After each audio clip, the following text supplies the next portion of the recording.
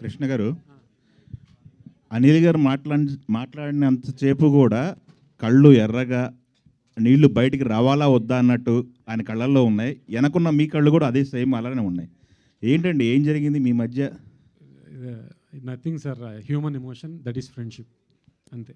తను ఒక ఫ్రెండ్ అంటే ఇప్పుడు మేము ఎప్పుడు నువ్వు ఇంత అంటే తన గురించి నేను పాజిటివ్ చెప్పడం, నా గురించి పాజిటివ్ చెప్పడం ఉండదు, ఎందుకంటే డైలీ లైఫ్ అది. కానీ some situations comes when friend అనేవాడు మనకు నిలబడతాడు అన్నప్పుడు ఒకటి ఉంటుంది చూసారా. తను నా గురించి మాట్లాడుతున్నప్పుడు మళ్ళీ తను నా గురించి ఆలోచిస్తూ ఉంటుంటాడు. మామూలుగా డైలీ లైఫ్లో అవి ఉండవు. ఈ సిచ్యువేషనే మా ఇద్దరిని ఆ ఫ్రెండ్షిప్పే అనుకుంటున్నాను నేను. ఓకే, ఇప్పుడు వరకు ఈ స్టేజ్ మీద బయటపడ్డారు అనిల్ గారు, మీ గురించి మాట్లాడారు. ఇదే సిచ్యువేషన్ ఈ 15 సంవత్సరాలు 12 సంవత్సరాలు ఎప్పుడైనా ఎదురైందా?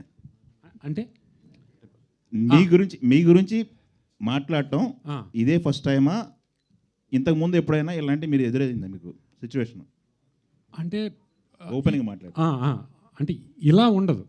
ఇప్పుడు ఇప్పుడు ఇప్పుడు ఎదురెదురుగా కూర్చుని అనిల్ నువ్వు గొప్పడివి, తనేమో సాయి నువ్వు గొప్పడు అని మేము ఎప్పుడు అనుకోం కదా.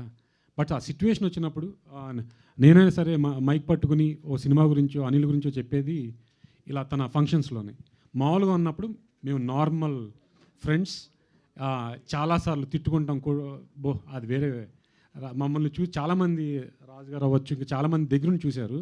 అంటే వీళ్ళిద్దరు విడిపోతారు ఇప్పుడు గొడవపడి అని అనుకుని ప్రతిసారి మేము తర్వాత కలిసిపోయేవాళ్ళం. ఈవెన్ F2 అనుకుంటా, ప్రాగ్లో ఒక గంట అరుచుకున్నాం, ప్రాగ్లో రోడ్ల పైన. ఎవరో ఆపటాకి ట్రై చేయలే. శిరీష్ గారు వీళ్ళందరూ నేను టికెట్ వేసుకుని వెళ్ళిపోతాను ఏదో అనుకున్నారు. బట్ మేము ఏది అరుచుకున్నా ఏది చేసినా సరే నాకు తెలిసి we are connected has more friends. అంటే ఇద్దరికి పాజిటివ్ కావాలని కోరుకుంటాం. సో దానిలోంచే వచ్చేది కాబట్టి తర్వాత అర్థం చేసుకుని కూల్ అయ్యి మళ్ళీ మామూలుగా మాట్లాడతాం.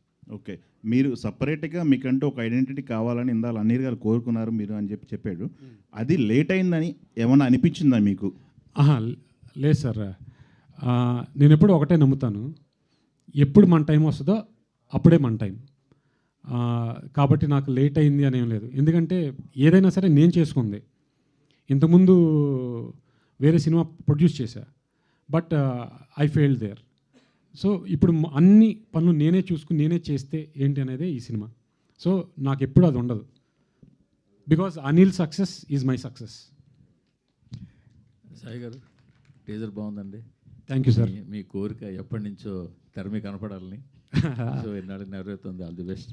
వీ హోప్ ఒక మంచి సక్సెస్ మీకు రావాలని కోరుకుంటున్నాం. Thank you. ఇంతకీ నెలలో మీ బుజ్జి తల్లి కోసం ఎంత బడ్జెట్ పెడతారు? యాక్చువల్గా నాకు అసలు తాగుడు అలవాట్లేదు సార్.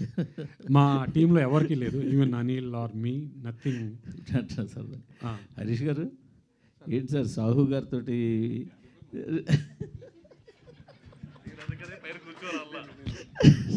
సార్ దానికి ఆన్సర్ యాక్చువల్గా ఇది క్వశ్చన్ వస్తుందని నేను ముందే ప్రిపేర్ అయ్యా.